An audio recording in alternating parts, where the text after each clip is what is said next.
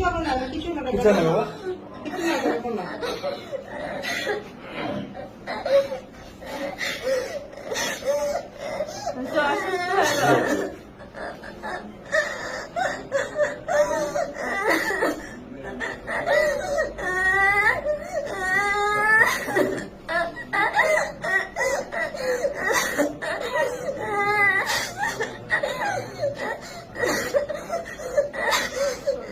আচ্ছা আম্মু, তুমি কেঁদো না।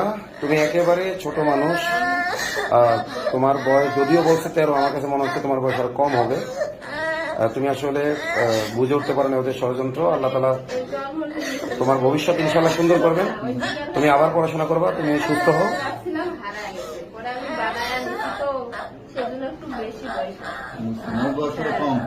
না না, আসলে ক্যামেরায় আপনারা বুঝতে পারছেন না হয়তো, ও কিন্তু একেবারে ছোট মানুষ। হ্যাঁ, একেবারে ছোট মানুষ।